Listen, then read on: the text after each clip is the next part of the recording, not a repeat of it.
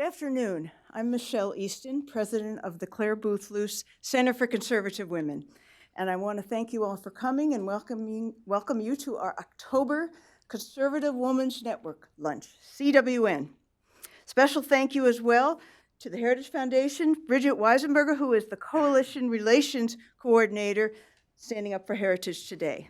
Heritage and Luce have been putting on this monthly luncheon with outstanding conservative women for almost 20 years now, and it's a real pleasure for us to come here once a month. Today, I'm pleased to introduce our October speaker, Karen Swallow Prior. Karen will be discussing her new book. I'm going to hold it up here. It's a little one, but it's a good one. It's called On Reading Well, Finding the Good Life Through Great Literature. And in her book, she chooses a number of great books of Western literature and explores in each one a single virtue like prudence, justice, faith, love. And the result, I can tell you, I can attest personally, of reading it is that you understand the virtues better and you want to practice them in a better way. She's a professor of English at Liberty University. She's won multiple teaching awards. She writes frequently on literature, culture, ethics, and ideas, and has had her articles in many, many places: Christianity Today, The Atlantic, The Washington Post, and many, many others. In addition to On Reading Well, she's the author of another great one called Booked, Literature in the Soul of Me, in which she tells the story of how her deep love of reading over time, with that, she slowly meandered, that's her wording, to a deep love of God. And that's a wonderful book as well. And one other one she did, Fierce Convictions, The Extraordinary Life of Hannah More, poet, reformer, and abolitionist. Karen gives frequent lectures and has spoken at many universities and conferences across the nation. She's a research fellow with the Ethics and Religious Liberty Commission of the Southern Baptist Convention, a senior fellow with Liberty University Center for Apologetics and Cultural Engagement, a senior fellow with the Trinity Forum, and a member of the Faith Advisory Council of the Humane Society of the United States. She completed her PhD at the State University of New York in Buffalo. My husband's from Buffalo. And her undergraduate studies at Damon College in Amherst, New York. Karen and her husband live in beautiful rural Virginia, with many dogs, horses, and chickens. Something like that. In their home. Please join me now in welcoming Karen Swallow Prior.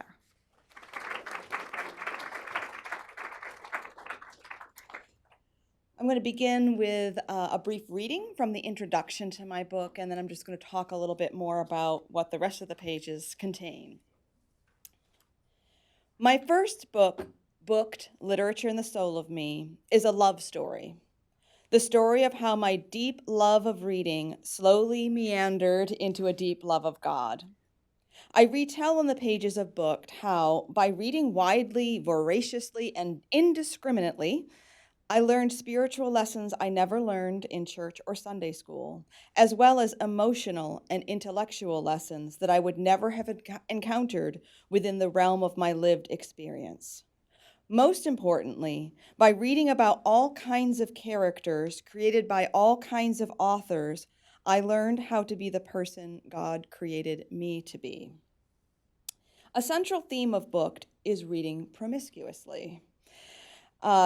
This phrase is drawn from one of the books that proved most formative for me, John Milton's Areopagitica.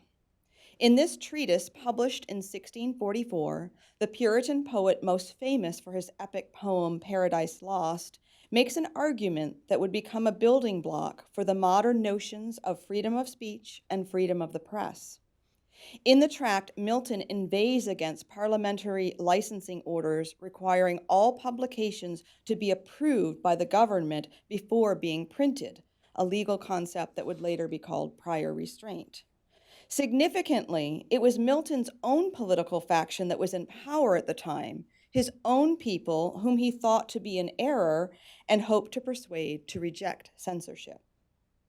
Areopagitica makes a deeply theological argument, one that Christians today, particularly those nervously prone to a censoring spirit, would do well to consider. Grounded in Protestant doctrine, as well as the polarized political situation surrounding the English Civil War, Milton associates censorship with the Roman Catholic Church and finds in his Reformation heritage a deep interdependence of intellectual, religious, political, and personal liberty, all of which depend, he argues, on virtue. Because the world since the fall contains both good and evil, Milton says, virtue consists of choosing good over evil. Milton distinguishes between the innocent, who know no evil, and the virtuous, who know what evil is and elect to do good. What better way to learn the difference between evil and good, Milton argues, than to gain knowledge of both through reading widely? Quote, since therefore the knowledge and survey of vice is in this world so necessary to the constituting of human virtue, and the scanning of error to the confirmation of truth, how can we more safely and with less danger scout into the regions of sin and falsity than by reading all manner of tractates and hearing all manner of reason? And this is the benefit which may be had of books promiscuously read, end quote. But it is not enough to read widely. One must also read well. One must read virtuously. The word virtue has various shades of meaning, many of which unfold in the pages of this book. But in general, virtue can be most simply understood as excellence. Reading well is in itself an act of virtue or excellence, and it is also a habit that cultivates more virtue in return. Literature embodies virtue first by offering images of virtue in action, and second by offering the reader vicarious practice in exercising virtue, which is not the same as actual practice, of course, but is nonetheless a practice by which habits of mind, ways of thinking and perceiving accrue. Reading virtuously means, first, reading closely, being faithful to both text and context, interpreting accurately and insightfully. Indeed, there is something in the very form of reading, the shape of the action itself, that tends toward virtue. The attentiveness necessary for deep reading, the kind of reading we practice in reading literary works as opposed to skimming news stories or reading instructions, requires patience. Even the simple decision to set aside time to read in a world rife with so many other choices competing for our attention requires a kind of temperance.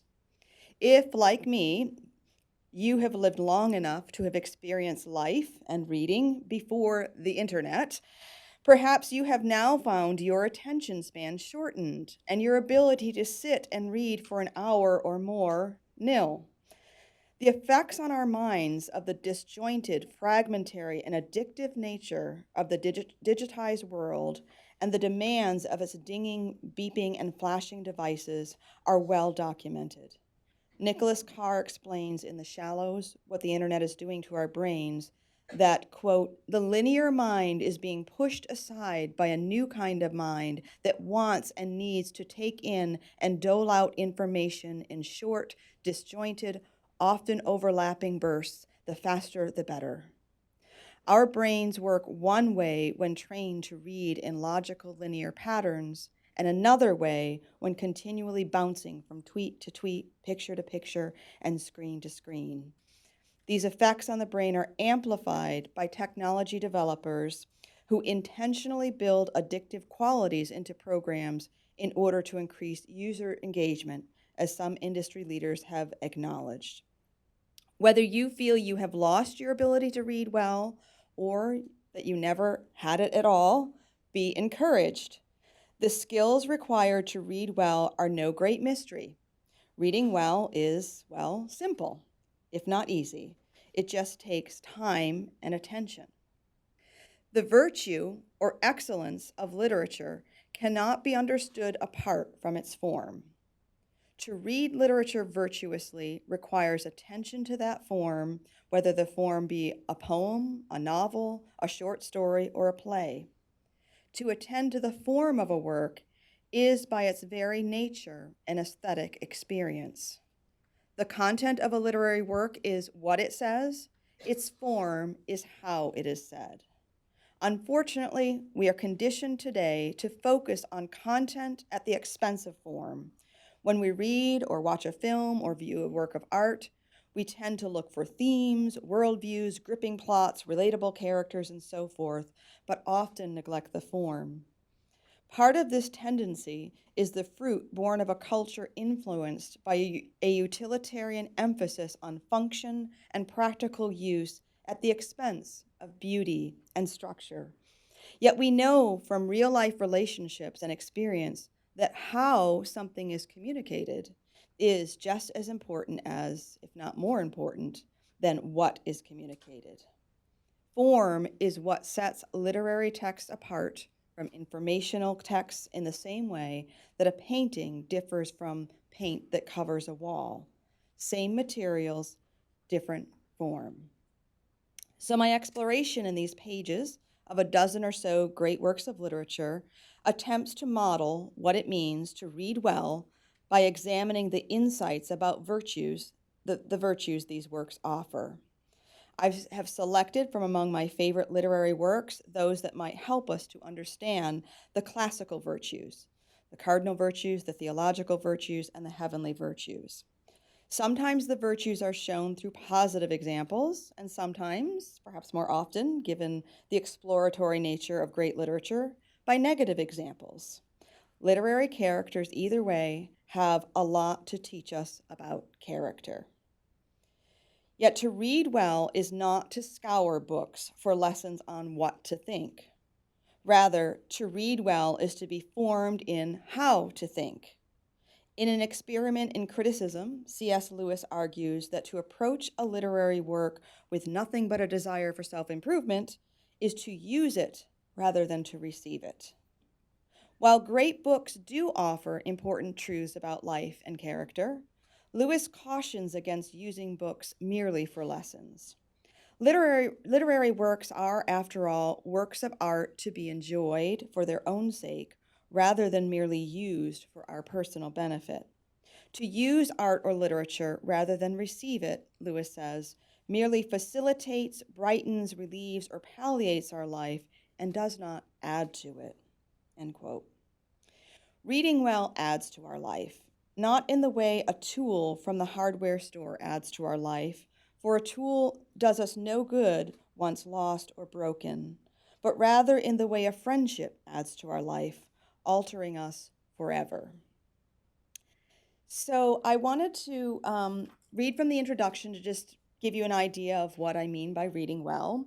And then what I do in the rest of the book, which consists of 12 chapters, is I examine one of the classical virtues in relationship or through the lens of a particular work of literature. So I want to talk a little bit about virtue in general because it's something that we don't talk about a lot. We may not even know what the virtues are or what they mean. And we have such a rich legacy and heritage from ancient philosophy, from early church fathers and on about the virtues. So as I said in the introduction, the simplest definition of virtue is excellence. We could talk about, and Aristotle does, and Aquinas does, about different kinds of beings that exist. And take, for example, a pair of scissors. A pair of scissors is excellent if it does what it was made to do well. A sports car is excellent when it goes fast. So in order to know what constitutes excellence for anything that we might be talking about, we actually have to have an understanding of its purpose or its telos. So here we arrive at the problem that we have in the 21st century.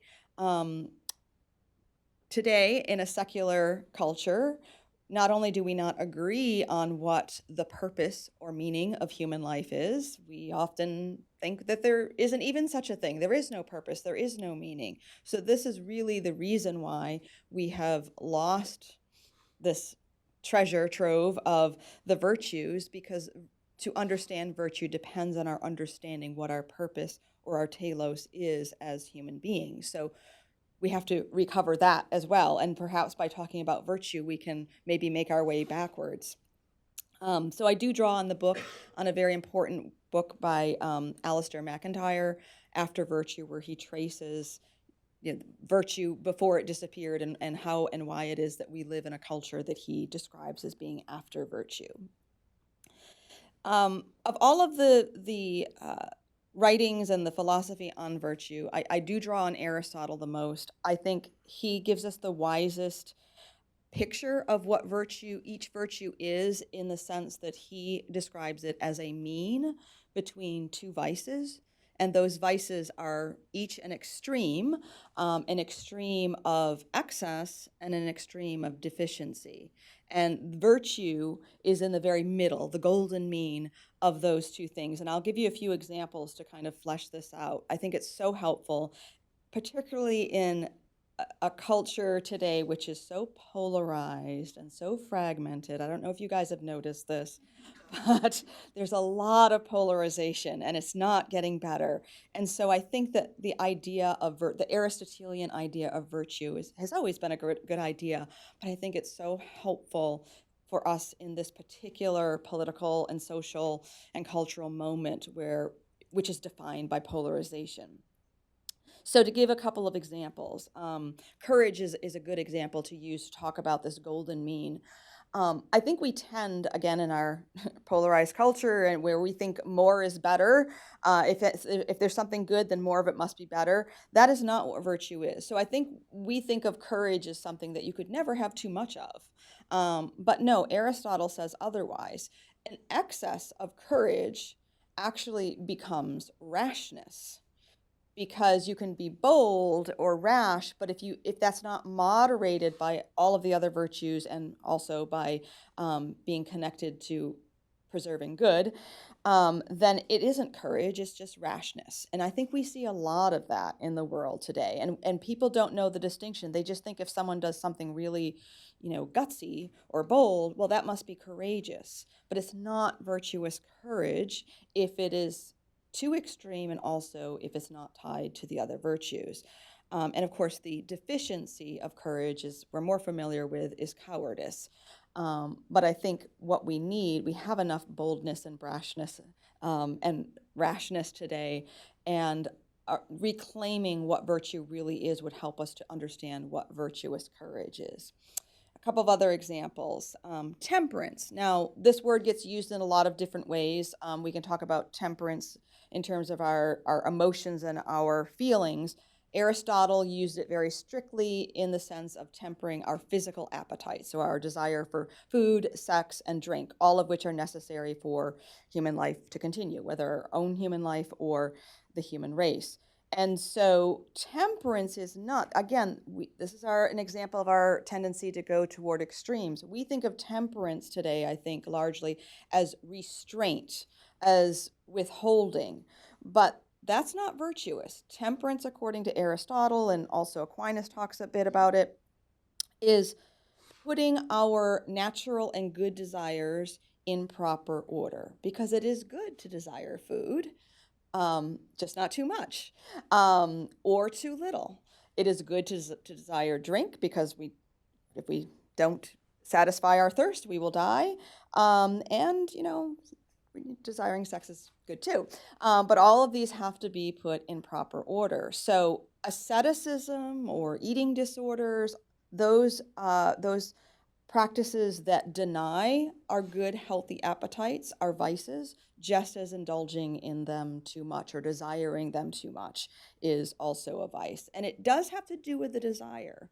So it's not just, according to Aristotle, if you desire something and deny it to yourself, which we have to do that a lot, you have not yet attained the virtue of temperance, because the virtue of temperance is when you actually have all of your desires in line with what that healthy golden mean. So it's a really, really tough one, at least for me. Another example that shows this, how a virtue is a golden mean, is patience. Patience is the habit of bearing suffering well. If you are alive and you are in this world, you are going to suffer. There is no choice in the matter. We must all suffer, and the only thing that we can choose when we suffer is whether or not we will bear that suffering well. And so the way that it is a virtuous mean, is that we basically, suffering is a result of evil. I mean, there are all kinds of different suffering. I mean, I know when we're sitting in traffic, that is a form of suffering. I know. So we have to be patient, but to be patient is to endure evil without committing evil in return. So we need to endure, and I want to be careful. I ended up in the last, as I was revising this book, making a clarifying point, because patience is a virtue that can be weaponized, and people who are suffering can be told to be patient, whether we're talking about abused women, or whoever we might be talking about. But there can become a point, actually, where just simply enduring suffering and not doing anything about it, or just or not seeking justice, can actually not be virtuous, because you are actually committing evil by letting it go on too long. It's kind of complicated, but we have to be careful not.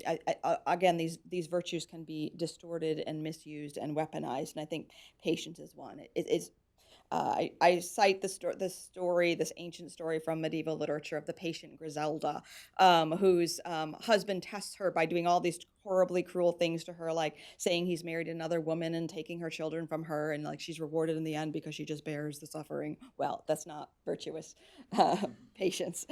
A final example of a virtue to talk about a little bit is humility. This is, again, another one where in our tendency toward extremes today, we think the more is better. So we think that someone who is humble, exceedingly modest, we think that's showing more humility. Humility is actually, again, it's a golden mean. It's accurate self-esteem, self-assessment. So it's esteeming oneself neither too little nor too much. It is not humble to think nothing of yourself, because that's not an accurate self-assessment. From a secular point of view, or even more importantly, from a Christian point of view, where you are a child of God, you must esteem and understand and assess yourself correctly, and not regard yourself too little or too much. So those are just a few examples of the virtues. Now I have a whole section on the theological virtues, which are a little bit different, because the other virtues are natural and they are attainable by all human beings, and the supernatural virtues are also, but they actually originate with God, and we actually can practice them, attain them only from God. And yet, once we have them, like the other virtues, we can practice them and develop them. And those are faith, hope, and love. And they come directly from the Bible, of course. So just briefly, before I open it up for questions, I thought it might also be helpful for me to talk about one of the chapters, one of the works of literature, and the virtue I talk about in that chapter, to give you an idea of how the whole book works. And I thought I would talk about the virtue of justice, which I examine through Charles Dickens' A Tale of Two Cities. Now, justice is actually, it was the hardest virtue for me to research and wrap my mind around and then write about, because unlike the other virtues, justice actually, all the other virtues have to do with one individual person, you, and you attaining and practicing these virtues. Justice is a virtue that is related to an individual. We can be just people or not just people, but justice is also a virtue of a community. So that makes it kind of complicated. So there is individual virtue, the individual attainment of the virtue of justice, and also a society, a culture, a community can attain or not attain political or social justice, which I don't mean social justice, but justice in a societal communal way. Essentially, justice is the right ordering of relationships within a community. And so we have to, as individuals, need to desire that right ordering. And then if we are just individuals, we want our society to attain and protect that right ordering as well.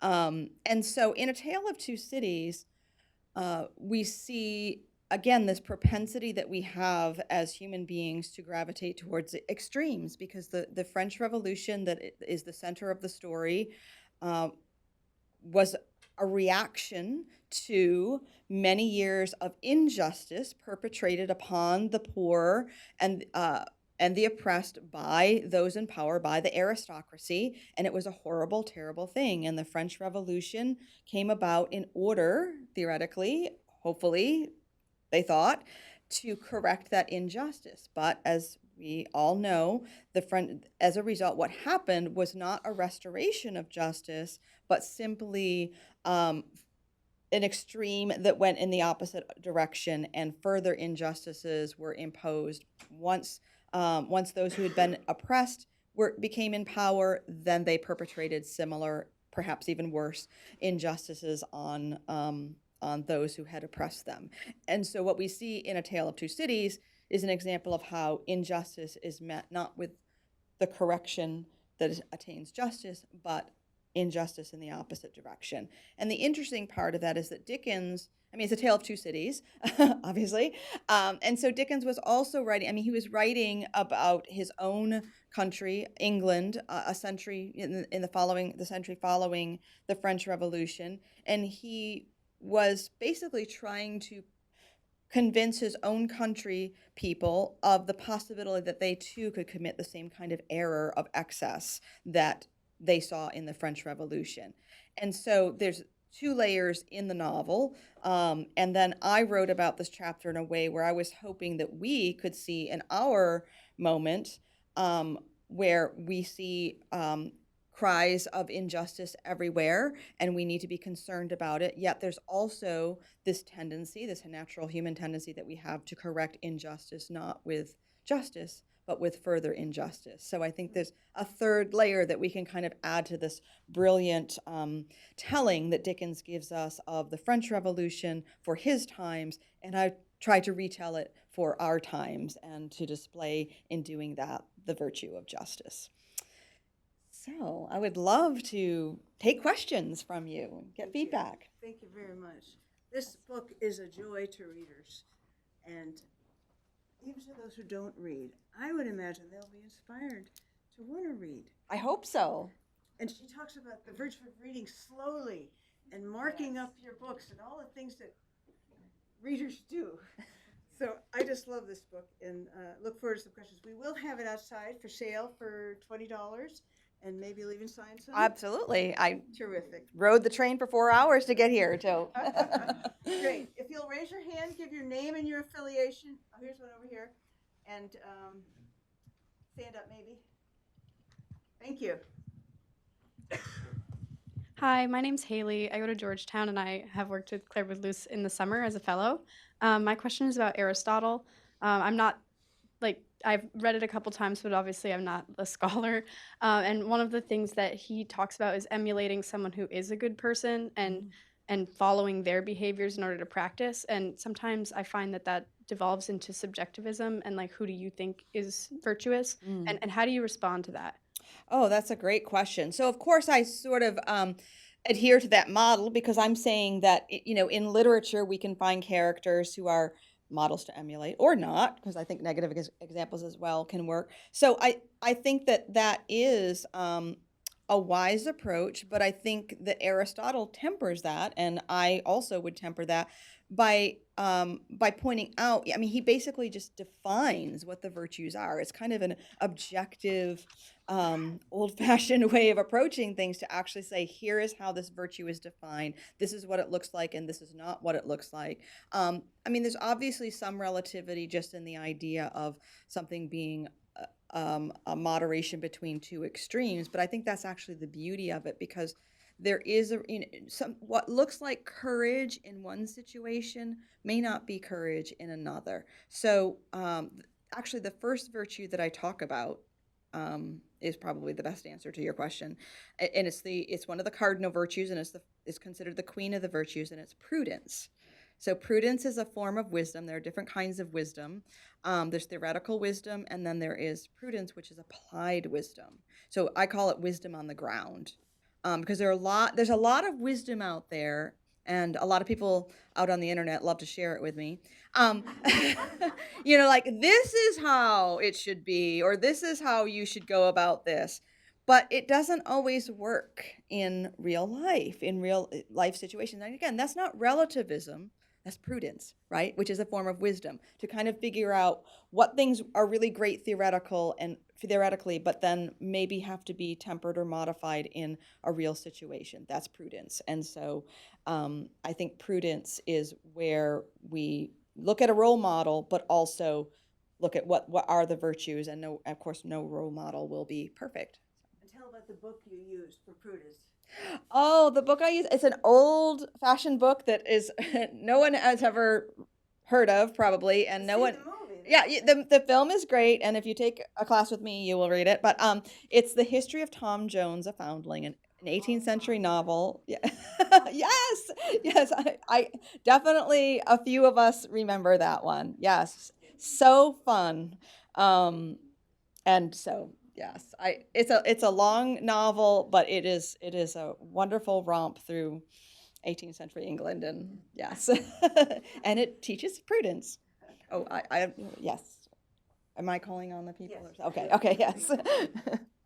Hi, my name is Caitlin Walls. I'm a former ERLC intern, and I'm delighted to get to talk with you today. Thank you so much for this wonderful book. I studied literature and ethics, and so I'm very grateful for the work that you're doing to try and recover some of the moral language that we've lost, according to Alistair McIntyre, who you reference in your book. I have kind of a two-pronged question for you on the virtue of chastity. So you mentioned Pope John Paul II, which was really neat. A lot of evangelicals don't read popes, so it was really great. Especially Baptist ones. Yes, exactly. Don't tell. So you mentioned that Pope John Paul II says that even a husband and a wife are supposed to practice chastity with regard to each other. They're not just supposed to not commit adultery, but they're also supposed to practice chastity in their own relationship, which wasn't an idea that was taught to me growing up as an evangelical Southern Baptist. So one, how do you think a husband and a wife can practice chastity in relation to each other? And two, do you think that the widespread and unquestioned use of contraception could be malforming our consciences? Thanks. Well, we're gonna start with the easy, uncontroversial questions. So one of the things, or what I say about chastity in the book is, and again, coming from my background, your background, evangelicals, especially the Baptist type, tend to talk about abstinence, which is not the same thing as chastity. I mean, there's a component of abstinence, but abstinence is so negative, and chastity is a positive thing, and we are all called to practice chastity, regardless of our situation or state. Whether we're single, whether we're married, whether we struggle with this or struggle with that, we're all to practice chastity. I think the closest synonym to chastity rather than abstinence is faithfulness, fidelity. And so within the marital relationship, a husband and wife practice that in so many ways, not just the physical ways, but the intellectual ways, the emotional ways. So we talk about emotional affairs and the pornography problem, all kinds of other things that might not result in actual adultery, but are not examples of chaste behavior toward one another. And the novel that I discuss in this chapter is Ethan Frome, and it's a late 19th, early 20th century setting. There's no consummation of the relationship, most likely, if in the novel. It's a great novel. There is poetic justice, though, for those of you who've read it. But that the whole point is that chastity is not just about the physical act. Chastity begins in the mind, in the heart, in the emotions, and I talk about it in terms of lust of the eye, lust of the eyes, lust of pride of life, and all the things that can result in unchaste behavior. So in terms of your second question, I do think that the contraception mentality has harmed marriage, the institution of marriage, and our understanding of marriage, and has contributed to an idea that marriage is about two sexual partners being friends together throughout life. And yeah, here we are.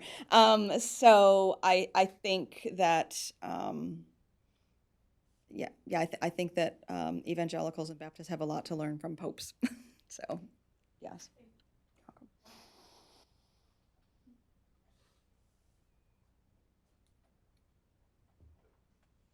Thank you. Hi, I'm in. Oh, this is a little bit loud.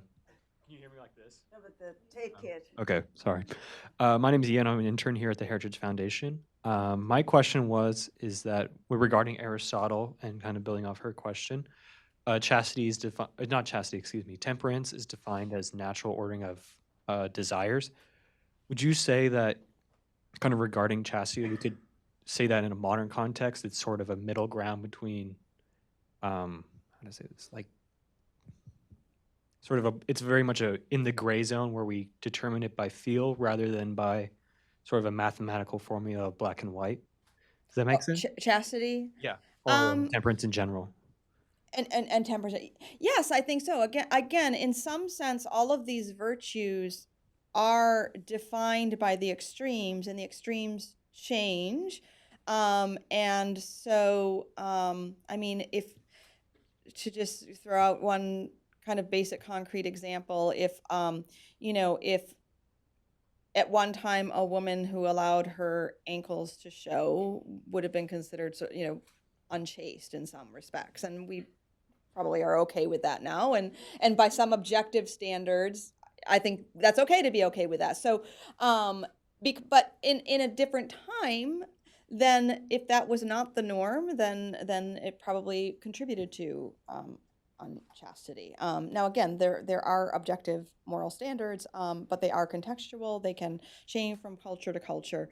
So I think this is why the virtues are so helpful and important to us, because we tend to we want to go with rules, or we want to go with anything goes as a culture. And I think most people are we gravitate toward one of those camps or another, and so we don't cultivate any of these virtues, beginning with prudence and that's another thing that I do weave throughout the book, is how they are all connected with one another. Like you cannot have one virtue without the others. Anyone else? I have one. You're the last one. Yes. You've been teaching students great literature now for many, many years. Talk about the changes you see in students getting to college and their preparedness to study and talk about all this. Okay, all right. I've seen, I'll talk about a few different things, and maybe I'll connect them, maybe I won't. I will say that just starting at sort of the most superficial thing, about, I would say in the past 5 or 10 years, so that's sort of in the middle of, somewhere in the middle of the teaching career, students were enamored with ebooks and digital reading and so forth. And I have to say in my upper level, like, I don't allow ebooks. You have to have the book here. We're going to flip through pages. We're going to, underline and mark things. And I don't have to do that anymore. No one wants the ebooks anymore. The English majors, they want, they want the actual physical book. So I think that we've reached kind of a saturation point, at least for temporarily on that. So that's encouraging to me. And I understand there's a place for ebooks and all that, but that's just not how I run my classroom. The same with the laptops. I used to have to give them kind of a lecture. Don't use your laptops in class. Take your notes by hand, because research shows that you'll retain it more. And the past couple of years, I haven't had to the students, they come with their little composition books, just like I have, and they take their notes by hand and they bring their books. And so, yay. So I think, and this is why I think that this book has been, I wanted it to be well received, but it's been more enthusiastically received than I expected. I think I'm on the internet all the time, I confess. I'm a social media addict. But hopefully using that for good. But we've all, I think, reached a saturation point. We all realize even if we're going to use this social media, use technology, we need to counterbalance it with this kind of sustained attention and reading books. And particularly in my own evangelical community, there's been excellent reception of this book by pastors and theologians, and I'm so excited about that. Another thing I would say that's changed with students, it's my mom, so she's allowed. um, she's so modern with her iPhone and her Facebook. I trained her well.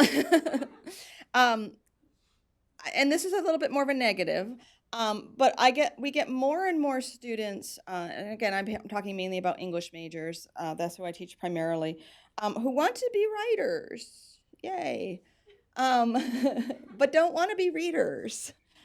And I think there are a lot of reasons for that, but you really cannot. They're enamored with the idea of writing, but don't necessarily know the kind of foundation that's pretty much necessary, that's provided by reading widely and reading well. So that's a concern that I have.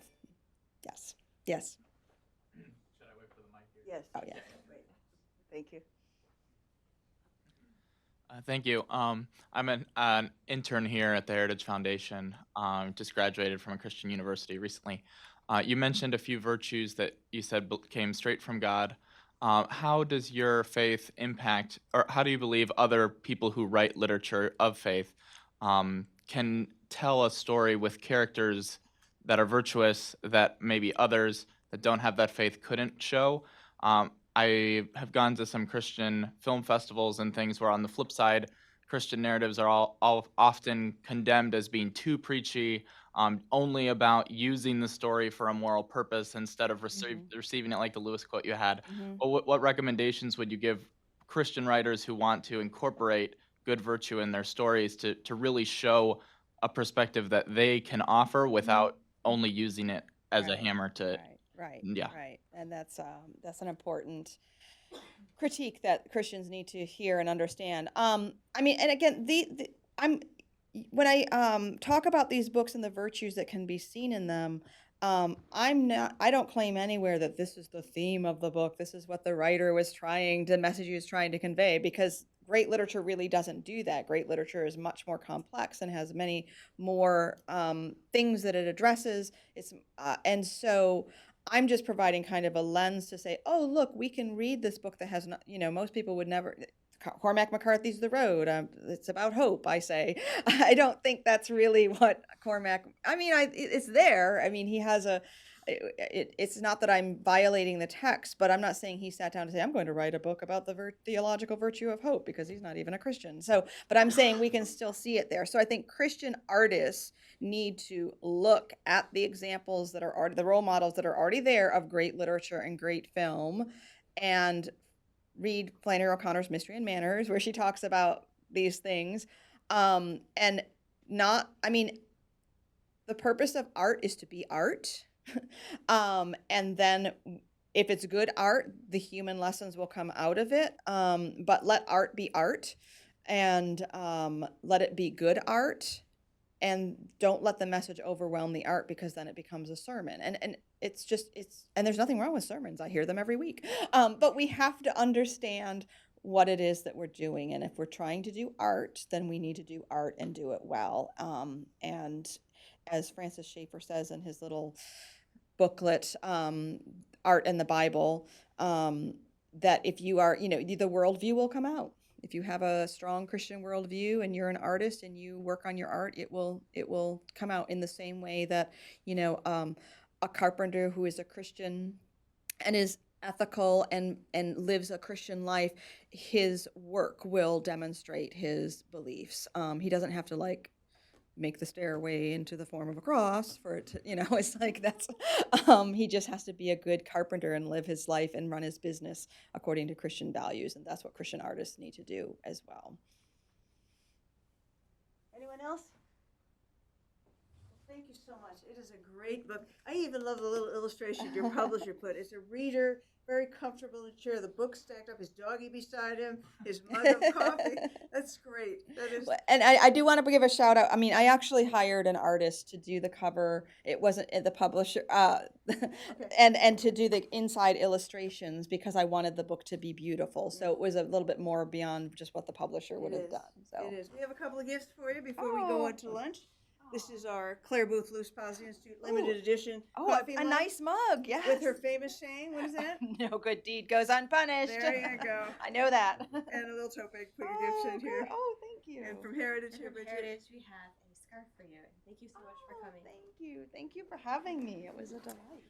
So if you'd like to join us for lunch, you can head out these doors, take a left, and then go through the double doors here, and we'll have sandwiches available for everyone. And we're selling the books outside as well. Thank you so much. Thank you.